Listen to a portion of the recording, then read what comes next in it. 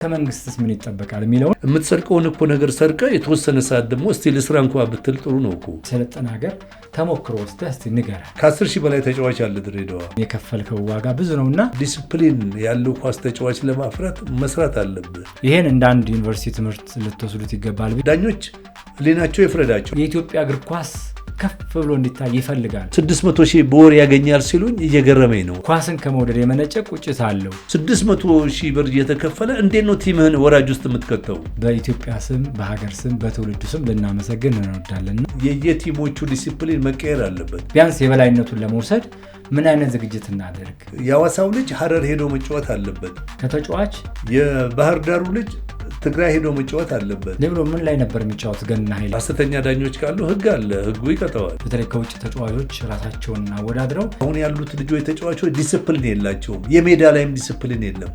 በሙሉ ከቁጭት የተነሳ ነው። የ5 ብር ጭማሪ እኮ ካገኘ ነገ ቲሙን ጥሎ ቢሄድ ተጫዋች ነው ያለው አሁን።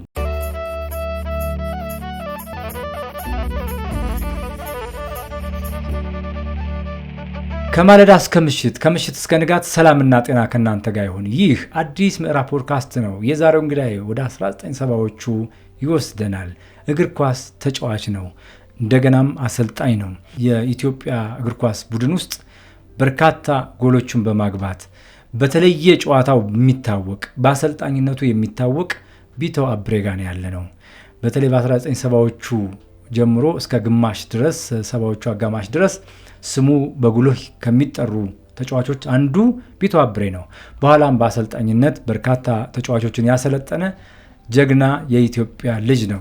ከሱ ጋር ያለን ጭውውት እንደቀጠለ ነው። የተወደዳችሁ የአዲስ ምዕራፍ ፖድካስት ተመልካቾቻችን፣ ቢተው አብሬ ከሀገር ውጭ ነው የሚኖረው። ነገር ግን መለስ ብሎ ወደ ኢትዮጵያ ወደ ሀገሩ ሲመለስ ትላንትና አብረውት የተጫወቱት የሚያውቃቸው የሚያደንቃቸውን ሰዎች እንዴት ናችሁ፣ ምን ላይ ናችሁ ብሎ ከጓደኞቹ ጋር በመነጋገር ይጠይቃቸዋል። በጎ ስራ ላይም አለበት ማለት ነው። እንዲህ አይነት ሰዎች የልባቸውን ንጽህና ነው የሚያረጋግጥልን። ምክንያቱም እነሱ ያሉበት ቁርስ ምሳ እራት ከበሉ ቢያንስ ቁርስ የማይበሉ ሰዎችን እንዴት ናችሁ ብሎ መጠየቅ አዋቂነት ነውና ብዙዎቻችሁ ይሄን ትጋራላችሁ ብዬ አስባለሁ። ቢተው አብሬ መቼም ካንተ ጋር ያለኝ ጭውውት በጣም ደስ የሚል ትላንትናችንን ያደመቀ ዛሬ ደግሞ መልካም ምኞት እየተመኘ ያለው ነውና ኢትዮጵያ ብሔራዊ ቡድን ተጫዋች እያለ ከአስፋው ባዩ ጋር የነበረ ትዝታዎች አሉ። አስፋው ባዩ ማን ነው? ምን አይነት ተጫዋች ነበረ? ከአንተስ ጋር የነበራችሁ ግንኙነት ምን ይመስል ነበረ? የሚገርማ የኢትዮጵያ ብሔራዊ ቡድን ውስጥ ስመረጥ በጣም ያንግ ሆኜ ነው እና የአስፋው ባዩን ለ10ኛ አፍሪካ ዋንጫ ዝግጅት ድሬዳዋ ላይ ሲመጡ ንጉሴን፣ አስፋውን፣ ኃይሉ ክብሮም፣ እነ በከሬን ከድሬዳዋ ስቴዲየም ወደ ሆቴል ሄዱት በእግር ስለነበረ ኋላቸው ጓደኞች ጋር ሄጄ ተከታትያቸዋለሁ እና ደርሼ ደግሞ ስጫወት እነሱ ኳሱን ወደ ማቆሚያቸው ላይ ናቸው። እኔ ደግሞ ኳሱ ጋር ገና ፒክ እያረኩኝ ነበር እና አጭር ጊዜ ነው ከአስፋው ባዩ የተጫወትኩት። ከንጉሴ ጋር ራሱ የተሻለ የሄድኩትኝ ከንጉሴ ጋር ነው። ንጉሴም ቢሆን ለአጭር ጊዜ ነው፣ 3 ዓመት ወይ 2 ዓመት ነው ከንጉሴም ብጫወት። ከአስፋው ጋር ግን 1 ዓመት የነበረችውም ጊዜ። አስፋው በጨዋታ ዘመኑ ደስተኛ ሰው አልነበረም። ጨዋታ ዘመኑ ከአዋድ በኋላ የኢትዮጵያ ጥሩ 5 ቁጥር አስፋው ነው። ያለውን ችሎታ ግን በአግባቡ መጠቀም ያልቻለ ነው። ኢኮኖሚካሊ በጣም የሚቸግረው ሰው ነበር። ለኢትዮጵያ ብሔራዊ ቡድን የተጫወተ ደሞዙ 120 ብር ነበረ። የወታደራዊ ደሞዙን የሚያገኘው።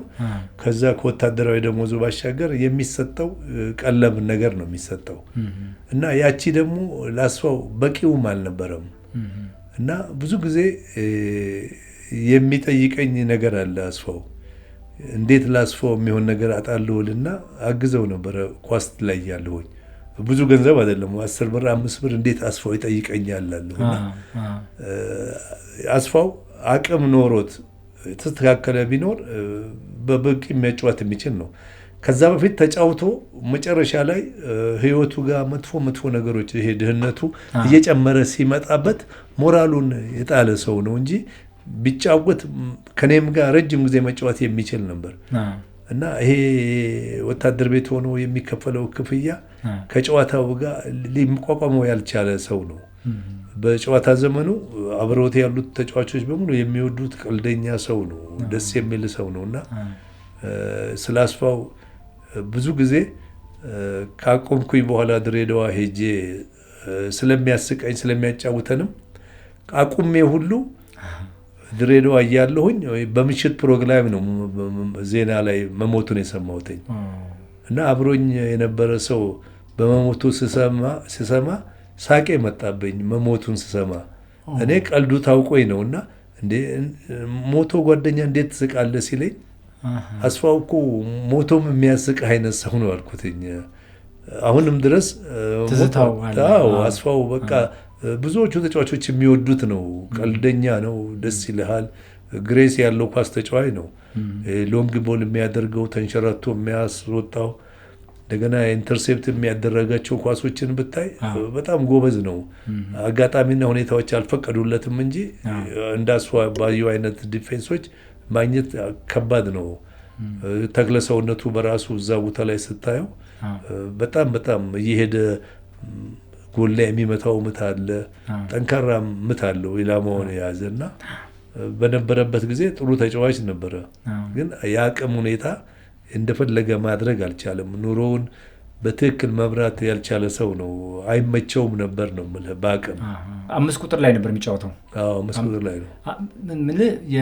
መቼም በእንደዛ አይነት ተጫዋች አይን ውስጥ መግባት የሚችል ግሬስ ያለው በጣም ተጫዋች ተፈላጊ ሆኖ ራሱ ቡድኑ ሰፖርት ሊያደርገው አልቻለም ወይ መንግስትም ሊያየው አልቻለም ነበር። ለምንድን ነው እንደዛ የሆነው? ግን የዛን ጊዜ የነበረው ስርዓት ነው ገባ። የሶሻሊዝም ስለሆነ ኑሮ ርካሽ ነው የሚባለው። የሚገርም ከ120 ብር በታች የሚያገኙ ሰዎችም እኮ ኑሮውን ይኖሩት ነበር ድሮ። እኔ ራሴ የማስታውሰው እኔ አዲስ አበባ የገባሁትኝ በኢትዮጵያ 76 ነው እና የክለባችን ምግብ ሲደጋገምብኝ ስቴዲየም ዙሪያ በ10 ብር በልቼ መልስ ነበረው። ያውም ቢራ ጠጥተ እና በቃ ኑሮ እንድትል አያደርግህም። ኳስ ላይ ስትጫወት ብዙ ነገሮች ያዘናጉሃል ገባ። ሁሌ የኢትዮጵያ ብሔራዊ ቡድን ተጫዋች ይመስልሃል ራስህ። አንድ እሱ ነው ተጫዋቹ ቆም ብሎ ግራ ቀኝ አያይም። እኔ ስመረጥ በኢትዮጵያ ቡድን አላመንኩኝም። አሁን እኮ ለምን አልተመረኩኝም ብሎ የሚያፍር ተጫዋች አለ። እኛ እኔ ከሰፈር ጀምሮ ከኤሌመንተሪ ትምህርት ቤት ሃይ ስኩል ትምህርት ቤት ተጫውቼ ሐረርጌ ምርጥ ከወጣ ቡድን ከዛ በኋላ ነው ብሔራዊ ቡድን የምትገባው። ደረጃ አለው እና የአሁኑ ተጫዋች ቢ ቡድን ይጫወታል፣ ኤ ገባ፣ ነገ ብሔራዊ ቡድን ይመረጣል። ጥሩ ነው እድገቱ ብቃቱ ካለው እና አስፋው ጊዜ እንደዛ አይነት ነገር የለም። አስፋውም ከዛ በፊት ተጫውቷል። ብዙ ተጫዋች ነው። ቅድሮ የነበሩት ተጫዋቾች የራሳቸው ግሬስ አላቸው ገባ። የሚከፈላቸው ክፍያና የሚከፍሉት መስዋዕትነት አይመጣጠንም። መስዋዕትነቱ ይበልጣል። ኳስ ላይ ከሚከፈላቸው አኳያ ይከፍሉት የነበረውን ስታይ ይገርምሃል። በቃ ተነሳሽነት እንዲኖርህ ነው የሚያደርገው ተጫዋቹን እና በዛሬ ጊዜ ደግሞ ስታየው ይቀብጡበታል። እኔ ይሄ ነው በቃ ኳሳችን ሊያድግ ያልቻለው። አሰልጣኙም ተጫዋቾች ጋር ዲስፕሊን ያለው ኳስ ተጫዋች ለማፍራት መስራት አለብህ። እዚሁ ላይ እንደው በጣም ትልቅ ነገር ስላነሳ ብዬ ነው። በእናንተ ጊዜ መንግስቱ ወርቁ ጋር ምሳ ልትበላ ትችላለህ፣ ግን የአሰልጣኝ ክብሩን አትነፍከውም። ሌሎቹም ያንተ ታላላቆች ጋር አሰልጣኞች ጋር አብረህ ልትውል ትችላለህ፣ ግን ያ የኮች እንትኑን አትነካበትም። ታከብረዋለህ፣ ትፈራዋለህ፣ ሰዓቱህን እያንዳንዱን ነገር ለሱ ትሰጣለህ እና ዲሲፕሊኑ አለ። ይሄ አሰልጣኝ የማክበር ነገር ነበረ። አሁን ላይ ግን እንዳልከው ቅድም ይሄ ክፍተት አለ። እስቲ እዛ ዘመን የነበረውን ባታከብረው ስርዓት ብታጣ ምን ያደርጋሉ? ስታከብራቸው ደግሞ ምን ያደርጋሉ? እስቲ እሱ ንገረኝ። የሚገርም በእኔ ነው እንግዲህ ሌላውም ተጫዋች ደስተኛ ሊሆን ይችላል። እኔ ለብሔራዊ ቡድን ተመርጠሃል ተብዬ በቴሌቪዥን በሬዲዮ በጋዜጣ ላይ ስትወጣ ልክ የሀገሯ ሚኒስትሯ አምባሳደሯ የሆንክ ነው የሚመስልህ። ደስም ይልሃል። ከክፍያም በላይ ነው። ኮች ደግሞ መንግስቱ ሆኖ ከመንግስቱ ጋር ቁጭ ብለህ በአንድ ጠረጴዛ ላይ ስትበላ አክብሮት እንዲኖርህ ግሬስ እንዲኖርህ ያደርጋል። ታከብራለህ። ልትታዘዝ ነው የገባኸው እንጂ ተጫዋች ሆነ አሰልጣኙን ልመልስ ልትሳደበው አይደለም። የሚያዘንን ነገር እናደርጋለን። ለለውጥ ነው የሚሰራው፣ እኛም ለመለወጥ የምንሰራ ነን እና በኳሱ ላይ ከኔ ጊዜ የነበሩ ልጆች በእውነት ነው የምነግርህ ይሰሩት የነበረውን ነገር ስታይ ከሚከፈላቸው በላይ ነው መስዋዕትነት የሚያደርጉት እና ዲስፕሊን አለ። ብሔራዊ ቡድን ስትገባ የልምምድ ሰዓቶችን ታከብራለህ። የመኝታ ሰዓት አለ። ማንም እየሄደ ወጥተህ የምትቀርበት አይደለም። አሁን እኮ 10 ተጫዋች ወጥቷል፣ 10 ሜዳ ላይ ሆቴል ላይ ሊኖር ይችላል። ይሄን ሁሉ የሚቆጣጠር ሰው የለም እና በተጫዋቾችና በአሰልጣኞች መካከል ያለው ግንኙነት ጋፑ ሰፍቷል። በጣም ዲስፕሊን ነው ትልቁ ነገር። በቃ አንተ አሰልጣኝ ማክበር ያሉህንም ተጫዋቾችን ማክበር አለብህ። አብረው የሚጫወቱ እንትነኩ 20 ተጫዋች ተኝቶ አንተ ወጥተህ ማታ አምሽተህ መጥተህ ተቀላቅለህ ልትጫወት ስትል የሌሎች ልጆች እኮ ድካም ፍርድ ቤት ነው የምታበላው እና ይሄንን የሚቆጣጠር ያለ አይመስለኝም። ከልምድ በኋላ ተነስቶ የሚሄድ ተጫዋች አለ። ገንዘቡን ሊያጠፋው ነው የሚሄደው እንጂ በጎ ነገር ተብሎ ሊመጣ ማንም አይጠብቅም፣ ዝም ነው የሚለው። መልካም። ለምንድን ነው ይሄን ያነሳሁት? መቼም ሰዎች ከሚሰሙት ነገር ይማራሉ ብዬ ስላሰብኩ ነው። አሰልጣኝ ማክበር፣ የቲምህን ማክበር፣ ጓደኞችህን ማክበር፣ አንተም ትከበርበታለህ። እንደገና ደግሞ የተሻለ ፕሮፌሽናል ተጫዋች ለመሆን አንዱ መንገድም እሱ ነው። ከችሎታው ባሻገር ስነ ምግባር የመጀመሪያውን ነገር ይወስዳል። እሱን ነው ይህን ስትለን የምንማረው የምናውቀው የምንረዳው ነገር ስላለ ብዬ ነው። እንግዲህ ቢቷብሬ በኢትዮጵያ እግር ኳስ ታሪክ ውስጥ በእናንተ ዘመን ደማቅ ወርቃማ የሚባሉት አካባቢ ነበረ። የኢትዮጵያ ብሔራዊ ቡድን ውስጥ ስትጫወት እነ ተካበ ዘውዴው ጋር እነ ሙልጌታ ወልደየስ እነ ሙልጌታ ከበደ ከእነሱ ጋር ተጫውተሃል። በዛ ዘመን እንደው በህይወትህ የማትረሳው እከሌ የተባለው ተጫዋች እስቲ ማን ነው? ማለት ለአንተ አንደኛ ማለት ሊከብደኝ ይችላል፣ ግን የተለየ ቦታ የምትሰጠው ተጫዋች ማን ነው እስቲ ለአንተ? በዛ ጊዜ ይገርማል። ከአስመራ የሚመጡት ልጆች ያላቸው ወኔ ሌላውንም ቀስቃሽ ነው። ከችሎታ ባሻገር ያላቸው ኳስ ላይ ትግል በዛ ተስፋ ሚካኤል፣ ነጋሽ ተክሊት፣ እነ ሚካኤል የሚባሉ ታለንትድ የሆኑ ልጆች ናቸው። ወደዚህ ስትመጣ ደግሞ ሙሉጌታ ከበደ ከመንግስቱ ወርቁ በኋላ ወደር የማይገኝለት ጎል አግቢ ነው። አሁን ገብረመድህን ሂዝ ቤስት ፕሌየር፣ ሁሉን ነገር ያሟላ ተጫዋች ነው ገብረመድህን። ኳሊቲውን ስታየው በጨዋታ ዘመኑ የኛ ሀገር ተጫዋች ሆነና ነው እንደጀመረ ተሰናከለ እንጂ ገብረመድህን ሲመጣ ነው የኢትዮጵያ ቡድን ከተከላካይነት ወደ አጥቂነት ሄደው ጎል የማግባት ነገር የጀመርነው ሁሉ ይሰራ የነበረው ነገር ዲስፕሊን ነው ገብረመድህን። አሁን ኮች ላይ ሆኖ ይሄን ቲም ያን ቲም ለማሰልጠን የሚያቅተው ነገር አይደለም። የተካበተ ኤክስፒሪየንስ አለው አዜ ኮች እና ዲስፕሊን ያለው ኮችም ነው፣ ይችላልም ብቃቱም አለው። እሱ ነው። ዳኛቸው ጎበዝ ነው። በረኛ ጋር ስትሄድ ተካበ፣ ደሳለኝ በቃ ለማሸነፍ ያላቸው ነገር ከፍተኛ ጉጉት የሚፈጥርብህ ነው። ሙሉጌታ ወልደየስ፣ ነጌቱ፣ ሚሊዮን በቀለ ብርሃኑ ካስፋው በኋላ ቤስት 5 ቁጥር እና አስራት አዱኛ ባለሳሳት የመካከለኛውና ምስራቅ አፍሪካ ጎል የመጨረሻውን ጎል ያገባት ዳኛቸው ዳኙዬ። ጉድ በቃ ጄኔሬሽኑ ጥሩ ስብስብ ነበር የዛን ጊዜ ነው የምልገባ። አንዳንዴ ደግሞ ትልቁ ነገር ጥሩ የሆኑ እድሜ ላይ ተመጣጣኝ የሆኑ ተመሳሳይ እድሜ ላይ ያሉ ልጆች በሚገናኙበት ጊዜ ነው ጥሩ የሚሆነው። ትክክል ነው። ይሄንን መንፈስ የሚፈጥር ቲም ነው መስራት ያለበት። የእድሜ ጋፕ ካለ ችግር ሊኖር ይችላል። የእድሜ ጋፕም ወሳኝ ነው በቲሞች ውስጥ መሃል። እኛ ብዙ ሉዝ ያደረግነው ወደ ውጭ ሲወጡ እየቀሩ ብሔራዊ ቡድናችን ተዳክሟል። አሁን ደግሞ የትም ሀገር መንቀሳቀስ የምትችልበት ኮንዲሽን ስለሆነ ወጣት የሆነ ልጅ ተጫውቶ ሲበቃው የፈለገበት ሀገር እኮ መሄድ ይችላል። ተማሪ ዩኒቨርሲቲ ይገባል አይደል እንዴ? አንተም ስትጫወት በብሔራዊ ደረጃ መጫወት፣ በክለብ መጫወት ዩኒቨርሲቲ ነው። ሲያበቃህ ደግሞ የራስን ቢዝነስ የምትሰራበት አቅም አለ ካሁን እና እሱን ነገር ነው ተጫዋቾቻችን ላይ መመክረው። በጣም ግሩም። ገነነ ሊብሮን ታውቀዋለህ? ይገርማል። ገነነ ኃይሌ ሊብሮ፣ ገነነ የሊብሮ ጋዜጣ አዘጋጅ፣ የራሱ የስፖርት ስነ ጽሁፍ መድረክ ያለው ሰው ነው።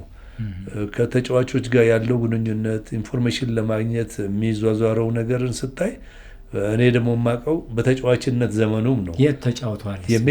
ሜታ ቢራ ቡድን የፋይናል ጨዋታ አብረን ተጫውተን እኛ እንደውም አሸንፈን የኢትዮጵያ ሻምፒዮና ሆነናል። አንተ ህንጻ እያለህ ማለት ነው? እኔ ህንጻ እሱ ሜታ ሆኖ የአዲስ አበባ ጥሎ ማለፍ ዋንጫ ሻምፒዮና ሆነናል። ሌብሮ ምን ላይ ነበር የሚጫወት? ገና ኃይል ምን ላይ 5 ቁጥር 6 ቁጥር 7 ተከላካይ መስመር ላይ ነው የሚጫወተው። እና የተደላደለ ሰውነት ነው ያለው። ብዙ ግን ወደ ጽሁፍ ነው የሚያደላው ገነንና እንትን ሲፈርስ ወደ መብራት ኃይል ነው የገባው። ሜታ ሲፈርስ ወደ መብራት ኃይል ክለብ ሄደና መብራት ኃይል ውስጥ የፕሬስ ነገሮች ጀመረ። እዛ ለምን ወደ ስፖርቱ አልገባም ብሎ ያለው ነው። ስፖርቱ ላይም የተሳካ ነገር ነው ያገኘው። ትልቁ ችሎታው ከታዋቂ ሰዎች ጋር ኢንፎርሜሽን ይወስዳል። ገነንን እዚህ ደረጃ ላይ እንዲደርስ ብዙ እንዲያውቅ ይረዳው የነበረው የኢንተርናሽናል ኦሎምፒክ ኮሚቴ ፕሬዚዳንቱ አማካሪ ጋሽ ፍቅሩ ኪዳኔ ነው። ጽሁፎቹን እያየ ያበረታታው ነበረ። የሞተው አሁን 3-2 ዓመት የሆነው ነው ጋሽ ፍቅሩ ኪዳኔና በዚህ በሰሜን አሜሪካ እግር ኳስ ውድድር ላይ እንግዳ የሆነ ይመጣ ነበረ፣ አይቀርም ነበረ እና ገነነን ብዙ ኢንፎርሜሽኖች ይልክለት ነበረ። ስለ ጋዜጣው አስተያየት ይሰጠዋል፣ ያግዘዋል። ገነነም የዋዛ አልነበረም እና ሁሌ ለአዳዲስ ነገሮች የራሱን የሚያዘጋጅ ጋዜጠኛ ነው። ስለ ቢቶ አብሬም ስለ አንተ ብዙ ጊዜ በሬዲዮ ፕሮግራሙ ላይ እሰማ ነበርና ያንተ ስምም ጆሮአችን ላይ እንዲቀመጥ ያደረገ ነው። እኛ ያላየነውን የእግር ኳስ ዘመን እንድናይ ያደረገው እሱ ነው እና በዛ ምክንያት ነው ያነሳሁትና ቢቶ አብሬን ብዙ ጊዜ ተደጋጋሚ ያነሳው ነበር። ትውውቅ ነበራችሁ ከአንተ ጋር በጣም የቀረበ? ሜዳ ላይ ብዙ ጊዜ ይገርምሃል፣ ከጨዋታ በኋላ ያያል፣ ጨዋታ ያይና ይተቻል እና ትናንት ያገባኸው ጎል ጥሩ ነበረ፣ እንደዛ ያደረከው የምታቀብለው ኳስ፣ አብሮኝም ሻይ ሁሉ ይጠጣል። ስቴዲየም ዙሪያ ይመጣና እናገኘዋለን። አዜ ፍሬንድ ነው የማገኘው፣ ዝም ብሎ በጋዜጠኝነቱ ሳይሆን እንደ ጓደኝነት። እሁድ ከተጫወትን በዛ ሳምንቶች ውስጥ ሁሌ እንገናኛለን እና ኢንፎርሜሽን ለማግኘትም ነው። እኔም ደግሞ አንዳንድ ጊዜ ከሱ ብቻ ሳይሆን የምሰማቸውንም እንትን የኢንፎርሜሽን እንትን ዋለኝ እኔም እንደሱ እና ለማወቅ ያለው ጉጉት ከፍተኛ ነው። የድሬዳዋ ልጆችን ስኪል ይወዳል። ገባ ዝም ብሎ የመጣ አይደለም። ድሬዳዋ ኳስ የሚጫወቱ ልጆች በኔ ዘመን ቤተክርስቲያኖቹ ሜዳ አላቸው፣ መስጊዶቹ ራሱ ሜዳ አላቸው እና የድሬዳዋ ኳስ በመስጊዱም በቤተክርስቲያኑም የተባረከ ነው። ዝም ብሎ አይደለም ስትጫወት ድሬዳዋ ካልቻልክ ውጣ ትባላለህ። አብሮ የሚጫወቱ ልጆችና ጥሩ ጥሩ ልጆችን ታፈራለህ።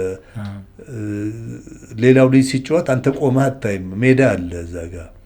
ሜዳውም ማስፋት ነው፣ አሸዋው ረጅም ነው፣ ቆሞ የሚያይ የለም። ሁሉም ሲጫወት ነው የምታየው እና ያ ደግሞ ሳይዋዱ በግድ ችሎታቸውን ዲቨሎፕ እንዲያደርጉ አድርገዋል። ትክክል ነው። የሊብሮ ላይብራሪነት በኢትዮጵያ ስፖርት ውስጥ በጣም ብዙ የእግር ኳስ ተጫዋቾችን ስፖርተኞችን አጭቆ ይዞ በርካታ ለኢትዮጵያ ሚዲያዎች ለበርካታ ሚዲያዎች ያቀረበ ሰው ነው እና እንዲህ አይነት ሰዎች እንዲበረክቱ እንፈልጋለን። በተለይ ደግሞ በተግባር ኳሱን ተጫውተው ኖረውበት እንደገና ደግሞ መረጃ የሚያሰባስቡ ሰዎች የሚበረታቱ ናቸው። በዚህ አጋጣሚ እንደው ያላወቅነው ያላየነው ነገር ካለ ከገነነ ሊብሮ እንዲህ አይነት ሰው ነው በለንና። ገነነ ምን መሰለህ ኳስ ጨዋታ አዜኮችም ፕሌየርም ሆነ ስትጫወት ትችቱን የምትጠላ መሆን የለብህም። ዋንጫ አሸንፈህም እኮ ትተቻለህ። ትክክል።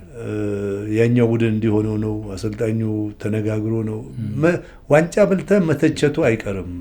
ትችቱ ለምን መጣብኝ ብለህ ደግሞ አተካራ የምትገባ መሆን የለብህም። ግን ያየውን ነገር ሜዳ ላይ ነው የሚናገረው የሚጽፈውም። ከአሰልጣኝ ጋር ችግር ያለበትን ተጫዋች በግልጽ ጽፎ ሜዳ ላይ ያወጣዋል እና ያ ለምን ሆነብኝ ብሎ አተካራ መግባት የለብህም እኮ። ቁጭ ብለህ ያለብህን ችግር ፋክት ነው የሚታይ ነው። የኳስ ጨዋታ እኮ መንፈሱም የሜዳ ላይ ነው። አሰልጣኙ አያስገባኝም። በገባህ ጊዜ ምን ሰርተሃል? ገብተህ ለመውጣት ነው እንዴ? አሰልጣኙ ደግሞ ማሳጣት አለበት። አሰልጣኙ ዛሬ አላስገባም፣ ነገ ስትገባ አሰልጣኙን የሚያሳጣው አይነት ችሎታ ብታደርግ አሰልጣኙ ነው የሚሰደበው። እና አንዳንድ ተጫዋቾች ስላልገቡ ብቻ የተቻሉ ዲስፕሊን ያስፈልጋል። ስታርፍ ዛሬ አልሆነልህም፣ ጥሩ ተጫዋች ከሆነ ልታርፍ ትችላለህ። ዛሬ አልሆነልህም ነበር ማለት ነው። እና ሜዳ ላይ ስትቀየር የተቀየርክበትም ምክንያት አሰልጣኙ ያስረዳሃል፣ መቀበል አለብህ። ይከፈልሃል፣ ደሞዝተኛ ነህ፣ ቅጣትም አለው። የቲም እኮ ደንብና ህግ አለ። አንተ ተጫዋች ከአሰልጣኝ ጋር ሜዳ ላይ አተካራ መግጠም የለበትም። በጨዋታ ጊዜ ገነነ ትልቁ ነገሩ ያየውን ሜዳ ላይ ይጽፋል ጋዜጣ ላይ። አቴንሽንም አለው ጋዜጣው። ሰዎች እኮ ጠብቀው ቤታቸው ያነቡታል። የማይጫወት ሁሉ ሰው በሪብሎ ጋዜጣ ተደሳች ነው እና የኢንፎርሜሽን ምንጭ ነው። የሰውን መንፈስ ነው። ጽፌ አተርፋለሁ ሸጬ አይደለም።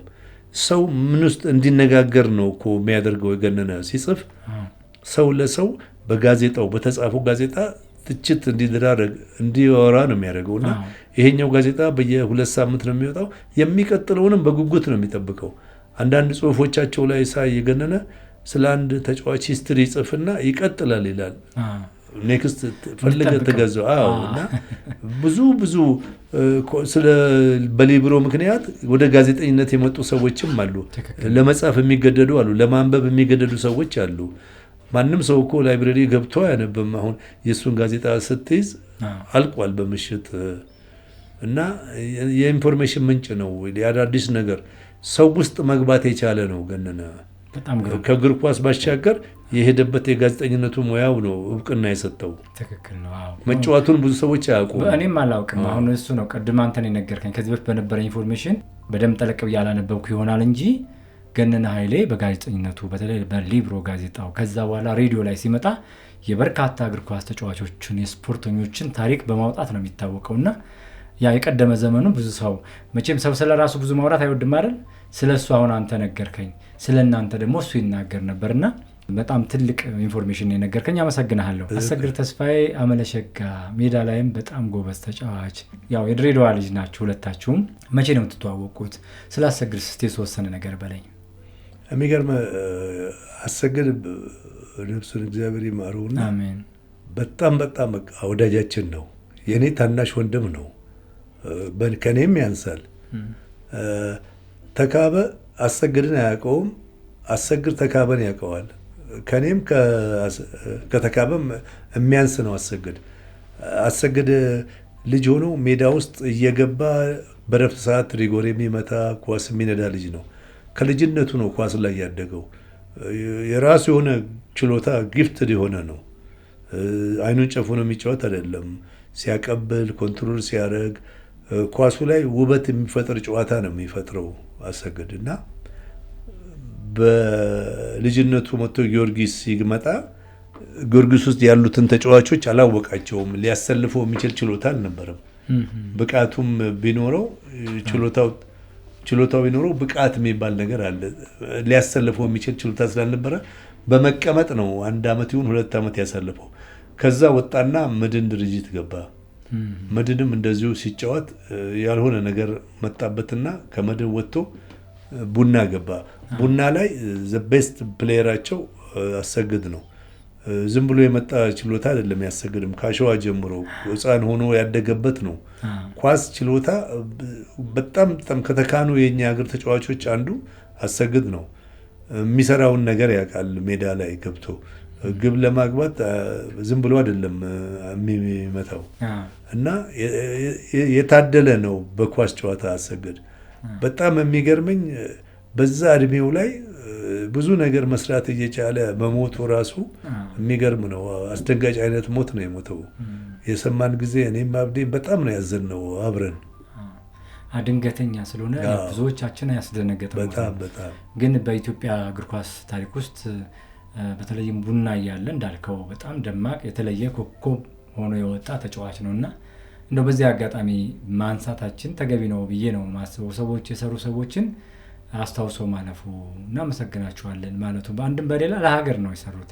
በአንድም ለሌላ ፍላጎትም ፓሽንም ቢኖራቸው ግን ደግሞ ውጤቱ ለሀገር ነውና ማመስገኑ ጥሩ ነው ብዬ ነው ያነሳሁት። በጣም ጥሩ ነው። ደስ ይለኛል።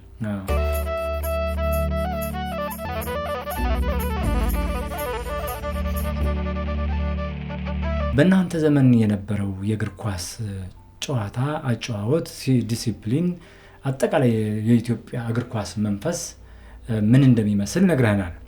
ለምን አይነት መስዋዕትነት እንደሚከፈልም ነግረናል። አሁን ግን ሀገራችን ኢትዮጵያ በርካታ ቡድኖች አሉ፣ በከፍተኛ ክፍያ የሚከፈላቸው ተጫዋቾች አሉ፣ አሰልጣኞችም እንደዛው። ሜዳዎችም አሁን እየተሰሩላቸው ነው፣ እድልም አለ። አሁንም ደግሞ ከ2 ዓመት በኋላ ቢያንስ በአፍሪካ አቀፍ ኳስ ለመጫወት ትልቅ ዝግጅት እየተደረገ ነው።